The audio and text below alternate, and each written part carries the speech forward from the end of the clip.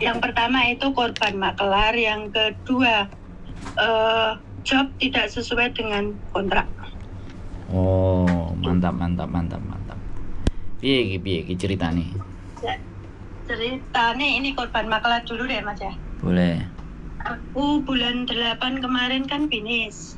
Siap. Bulan 5 akhir mulai cari majikan kan. Ya keliling-keliling gitulah di agent-agent. Terus aku lihat di Facebook, ketemulah sama Mbak E makelar. Ya, Mbak E. Ya. Kita sebut sebagai Mbak E. Oke. Lanjut. Dia menawarkan sejumlah job, tapi ada yang kebanyakan tidak mengizinkan saya pulang, jadi kan harus cari yang lain. Betul. Terus Mbak E itu dapat job dari Mbak E yang aku tempati sekarang, Mbak Lama lah, saya sebut Mbak Lama. Dia ngepost di Facebook, ini job non agent. Terus ditawarin ke aku jaga satu nenek. Siap. Oke. Terus kita janjian sama Mbak yang lama di NTR. Ketemulah kita saat itu, terus ngomong-ngomong, yang ngomong itu Mbak E itu, bukan aku sama Mbak yang lama itu, bukan aku yang ngomong. Terus waktu Mbak E lama itu ngepost di Facebook, di grup PMI ya, itu Mbak yang carikan majikan aku itu mengaku atas nama saya, bukan mempromosikan aku, tapi dia mengaku dia mau menggantikan Mbak yang lama gitu. Terus kita ketemu di MTR, ngobrol-ngobrol, dan saat itu tanpa sengaja itu kita ketemu Mbak He yang aku rawat ini. Dia kebetulan lewat di situlah. Terus Mbak He itu bilang, itu semua job yang ada di rumah itu nanti dikasih tahu sama mbaknya yang lama. Dia yang akan menceritakan secara detail kerjaan kamu itu apa semua itu. Oke? Terus begitu Mbak He pergi, terus Mbak E lama kan waktu itu kan hari Minggu dia tergesa-gesa ya mau ketemuan sama temennya. Dia pokoknya nanti lewat aja tak jelasin gitu, terus kita pisah-pisah. Dan tanpa sepengetahuan saya, Mbak yang bantu aku cari majikan itu chat sama Mbak E yang lama. Mbak yang lama itu menceritakan detail semua pekerjaan dari A sampai Z tanpa terkecuali. Dan anehnya Mbak yang bantu aku itu tidak pernah menceritakan apapun masalah pekerjaan. Dia mengiyakan apapun pekerjaan itu. Termasuk ngelinding rokok loh Mas Sandro. Padahal aku ada bau rokok itu sampai puyeng-puyeng mau kayak ada itu loh Typhoon 12. Bener, aku kaget saat itu. Ngelinding rokok. Iya, pokoknya pekerjaan itu diiyain sama Mbak yang bantu aku itu. Pokoknya iya aku sanggup, iya begini. Terus masalah masakan, iya kan aku waktu di majikanku yang kemarin itu kan setiap seminggu sekali aku masak ini, padahal aku tuh nggak pernah masak apapun. Terus, nah pas aku kan nunggu visa di Indo ya Mas ya. Jadi apapun yang mereka obrolin itu aku nggak tahu sama sekali kan. Mbak yang lama tahunya itu aku begitu loh. Siap. Jadi nggak curiga apa-apa gitu. Siap. Terus dan Mbak yang lama itu, ini anak kok bodoh amat di sini udah bertahun-tahun kok job kayak gini kok diterima gitu loh. Dan itu gaji standar. Itu malah dikoplok-koplokin aku sama itu Mbak yang lama. Tapi Mbak yang lama kan nggak tahu itu bukan aku kan. Terus pada tanggal 17 aku datang ke sini ya. Udah ada visa. Terus tanggal 20 aku masuk ke majikan. Gitu. Pas tanggal 19 sore itu aku dikasih nomor teleponnya Mbak sini sama agent. Terus malam aku voice Mbak. Terus aku yang CC yang baru, besok pagi aku datang Mbak gitu. Tapi malam itu nggak dibuka, cuma pagi katanya jam 6:30 itu dibuka. Terus cerita sama yang CC-nya yang lama. Ya CC-nya yang lama itu kan bilang kok aneh gitu loh. Hari-hari itu chatnya sama CC-nya ini yang lama. Kok teleponnya sama Mbak begitu loh. Dia pikirannya itu begitu. Terus tanggal 20 pagi aku datang ke sini. Aku telepon Mbak, aku ini keluar exit apa karena aku tidak tahu di mana rumahnya toh. Dan Mbak itu bingung. Masa udah aku ceritakan kemarin kok malah ini tanya alamat gitu loh. Terus langsung teleponnya dikasih ke Mbak yang lama. Dia marah-marah Mas. Sampean itu gimana? Kemarin udah dikasih alamatnya kok sekarang kok malah tanya lagi? Nggak tahu gitu. Terus ya udah gini aja Mbak, daripada pakai nomor teleponnya Mbak mending sampean kasih nomornya sampean ke aku. Dia tambah marah. Sampean itu ya udah berhari-hari loh kita itu ada chat di WhatsApp. Lah kok sekarang kok nggak tahu nomor aku, kok aneh gitu loh. Loh bener Mbak, aku itu nggak punya nomornya sampean. Kamu ini siapa sebenarnya? Loh aku ini yang yang mau ganti sampean. Masa Bang kemarin aja baru chat kok sekarang minta nomor teleponku lagi. Ya udah nanti cerita aja kalau udah sampai Mbak, aku dikasih nomor teleponnya aja gitu toh. Terus sehingga cerita aku datang ke sini sampai 2 hari ngumpul di sini itu kita itu masih saling berburuk sangka. Aku itu mikirin Mbak kok judes sesama CC aja kok gitu loh pikirku. Terus Mbak yang lama juga ini anak kok songong banget gitu. Katanya itu masa apa aja bisa kok sampai sini kok kayak anak non yang tidak tahu apa-apa. Bener loh Mas Andro, saya sampai sini tuh kayak kambing congek yang nggak tahu apa-apa, pelongo. Saman masih bisa ketawa, ini luar biasa loh. Terus lanjut akhirnya. Nah terus sampai di sini 2 hari itu kita itu di waktu di kamar di dapur itu cerita masalah pisah. Nah hari itulah semuanya terbongkar Mas Andro. Waduh. Dia itu kaget loh. Berarti yang kemarin chat sama aku itu bukan sampean. Lah Mbak, aku kan udah bilang aku tahu nomornya sampean itu tanggal 20 pagi pas aku sampai di MTR keluar exit dan aku telepon Mbak, baru itu aku tahu nomor teleponnya sampean. Dia kaget bener. Masya Allah lah. Terus yang ngaku sampean itu siapa? Ya itu yang Mbak kemarin itu yang bawa aku mungkin. Aku kan gitu dong, aku belum tahu chatnya. Terus dia penasaran toh, langsung itu WhatsApp-nya dibuka semua. Aku kaget, benar-benar kaget Mas Andro. Dari awal tanggal 15 Juli itu dia ngechat Mbak yang lama itu lewat Messenger, terus langsung pindah ke WhatsApp.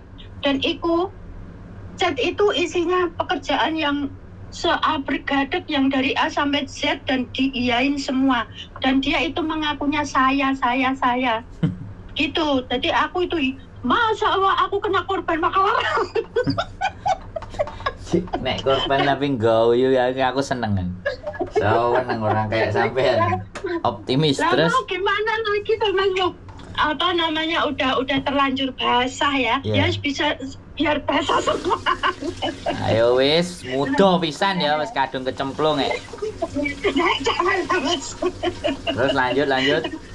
Nah, terus habis itu langsung malam aku ngechat agentku memberitahukan semuanya Terus Mbak yang lama itu untungnya dia masih di sini, masih 2 minggu kan ngumpul sama aku di sini. Semua chat itu di screenshot dikasih ke aku. Dia juga marah masalah ini, masalah apa? Neneknya mempercayakan ke Mbak yang lama untuk menceritakan semua job yang ada di sini ke Mbak yang baru. Siap. Begitu loh. Jadi terus aku kirim itu screenshotan chat itu ke agentku. Agentku juga kaget. Pas baca itu, terus agennya bener loh, itu anak nggak pernah menceritakan apapun pekerjaannya itu ke kita. Masalahnya dia bawa majikan sendiri, ya numpang proses di sini. Ya, aku cuma sekedar mengklarifikasi kalau ini seumpama sewaktu-waktu aku mau keluar itu bukan kesalahan aku, karena yang mengiyakan pekerjaan di sini itu semuanya dia, bukan aku. Saya juga kaget, saya sendiri yang menjalankan. Jadi hari pertama itu nenek marah-marah, bener marah banget. Kamu itu ya katanya udah bisa masak ini semuanya bisa, tapi di sini sampai sini ya kamu malah nggak tahu apa-apa. Aduh, ini kena aku pusing deh gitu dah. Nah terus aku ke agent ngomong, aku pokoknya mau ketemu sama Mbak E itu sama agent, kita bertiga ngomong harus ada bertiga. Masalahnya apa? Aku tanda tangan kontrak di agent situ, dan yang mencarikan itu Mbak E juga harus diklarifikasi gimana kelanjutannya. Masalah job ini nggak pernah aku ketahui yang sebegitu seabrek-gadek itu. Aku nggak pernah melihatnya. Dan seumpama aku tahu dari awal juga aku nggak akan menerima. Masalah ada berhubungan dengan rokok itu aku memang benar-benar tidak bisa. Dan ikut gelinding sendiri. Aduh. Terus masakannya yang perfect kayak restoran, Mas Andro. Tapi ya ada sisi baiknya juga sih, bisa belajar masak ya. Walaupun puyeng nggak apa-apa, dimarah nggak apa-apa lah. Tapi sedikit dimarah. Oke. Ini sudah pada endingnya belum? Ya, ya udah begitu. Terus endingnya samain break atau bagaimana? Atau seperti apa? Ini kan mau mengklarifikasi dulu masalah itu kontrak kerja yang tidak sesuai. Ini saya tunggu. Ini hari Jumat ini. Masalahnya kan aku kerja di 2 rumah, dan yang satu rumah harus antar barang ke sana ke sini, ke sana ke sini. Kadang sehari 2 kali 3 kali harus jalan. Oh, sampean komplain lah. Intinya saya sampean dari awal nggak tahu apa-apa, nggak pernah ditelepon, dan sekarang seperti ini. Tolong diperjelas ini mau kayak gimana gitu ya. Tapi belum ada keputusan break, intermediate apa lanjut kan? Belum, ini masih aku nunggu hari Jumat ini bagaimana bapakku kalau aku tidak datang ke rumah. Terus kan agent kan udah ngasih kesempatan aku kalau memang benar-benar nggak bisa ya boleh notice gitu. Masalah itu nggak sesuai, dan itu nggak sesuai dengan kontrak. Kamu harus kerja di lebih dari 1 rumah yang tidak ada di alamatnya beda sama yang ada di kontrak kerja. Terus ada yang menyarankan harus lapor ke labor gitu. Tapi saya di sini belum ada 1 bulan loh, Mas Andu. Gak apa-apa. Terus nasibnya Mbak Calo tadi gimana? Nggak bisa ditemuin? Itu waktu kemarin hari aku kesini kan tanggal 20. Terus minggunya aku ke agent, dia tidak mau datang. Terus mungkin dari pihak agent menekan dia, mungkin harus diselesaikan. Kan agent SMS saya terus. Bagaimana urusannya sama Mbak E? Ya kan aku maunya ketemunya sama agent, sama Mbak E, sama aku bertiga di kantor. Gitu, biar clear semuanya. Aku nggak mau ketemu di luar, menyelesaikan sendiri aku nggak mau, begitu. Mungkin itu Mbak E mungkin ya agak dipaksa untuk menemui itu. Terus dia itu datang ke kantor, kita ketemu bertiga, ya otomatis agent ya marah masalah itu. Terus aku ya begini, aku tidak mau tahu masalah kerjaanku ini, bukannya nggak mau tahu apa-apa. Kalau aku ada notice ngebreak, aku mau sampean yang biayai aku dari biaya agent sampai biaya aku nunggu visa, atau aku ke nunggu BMI atau ke labor gitu aku. Terus katanya dia oke, minta maaf. Maafmu itu loh nggak mencukupi capekku, kecewaku. Aku benar-benar kecewa. Kalau masalah pekerjaan, oke lah kita kerja. Ya memang capek lah Mas Andrew. Tapi kecewanya itu loh. Bohong. Yang sangat aku percaya 100% sama dia untuk mencarikan majikan. Karena aku keluar dari majikan yang lama itu. Ya harapanku dapat kerjaan yang agak ringan lah. Masalahnya aku dulu kan jaga 2 orang yang itu udah lumpuh. Begitu Mas Andrew. Malah dicemplungin di kawah Merapi. Tapi ini belum aku belum ambil keputusan.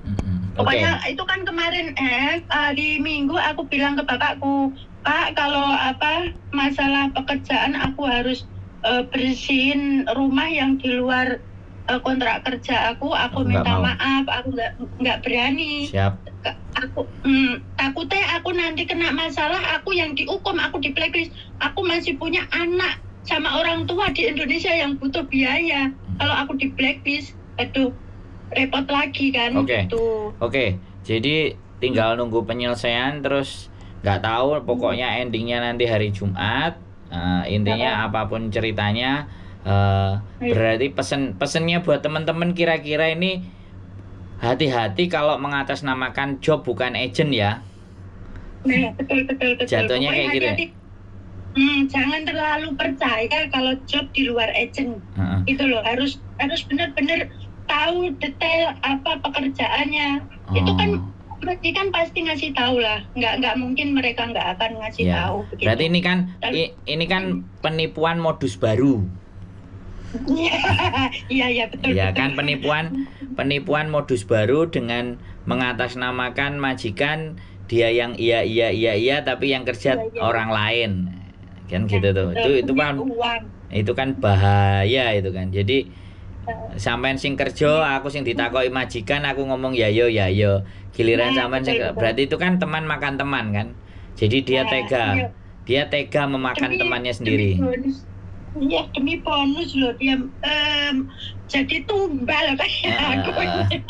Demi bonus sampean jadi tumbal. Jadi buat teman-teman semua yang nonton konten ini, hati-hati kalau kalian dijadikan tumbal.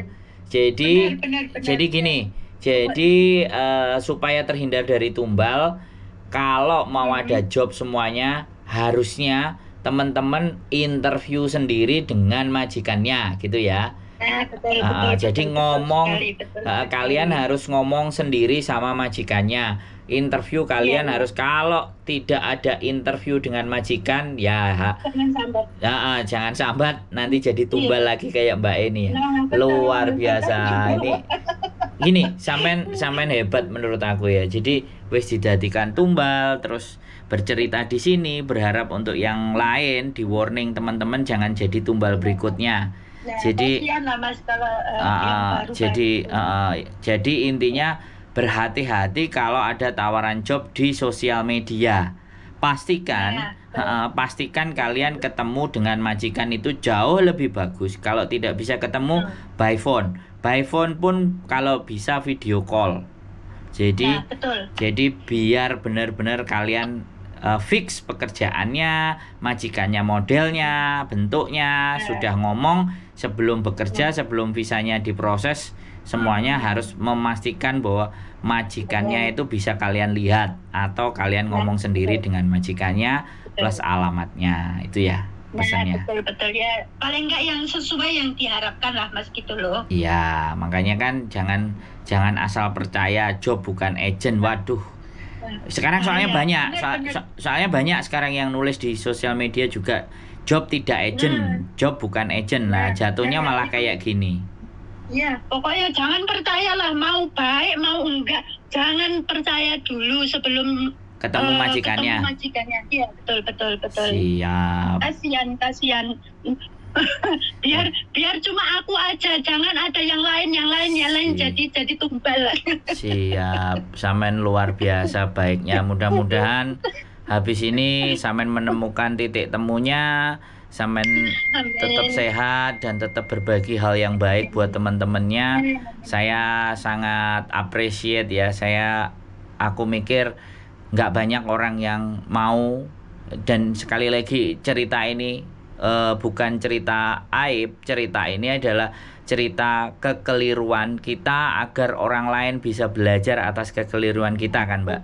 Jadi atas kesalahan kita teman-teman bisa belajar, ambil sisi positifnya ya. Mohon saya senang dengan penonton saya yang dari ada yang cerita, ada yang begini, ada yang begitu.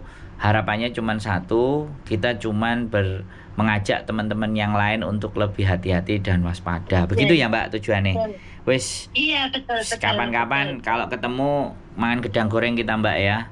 Di tempatku di Insyaallah kalau ada waktu ke Pos WP lah. Di tempatku ada biasanya jangan tewel, biasanya jangan bening, biasanya jangan asem. Oke. Sehat selalu Mbak ya. Sehat selalu buat sampean, tetap semangat. Yo, bye-bye. Waalaikumsalam warahmatullahi wabarakatuh. Oke, buat teman-teman ya, hal-hal seperti ini yang dengan kemurahan hati, dengan kebesaran hati, dan dengan kedewasaan berpikir, Mbaknya juga senyum walaupun Mbaknya itu dijadikan tumbal. Jadi nggak banyak orang-orang yang bisa seperti ini. Dan buat teman-teman yang nonton konten saya pasti bisa membedakan mana yang sebenarnya play victim, mana yang sebenarnya bermasalah. Ini pesan moral buat teman-teman bahwa berhati-hati dalam menerima job. Pastikan dan benar-benar kalian yakin kalau kalian yang berbicara sendiri dengan majikan interview. Karena bagaimanapun dan apapun kalian yang bekerja, kalian wajib tahu sebelum bekerja majikannya modelnya kayak gimana, hidungnya mancung pesek, matanya sipit atau matanya mendulu kayak saya. Jadi wajib kalian harus tahu sendiri. Keep stay tune my YouTube channel and see you next video. Bye bye.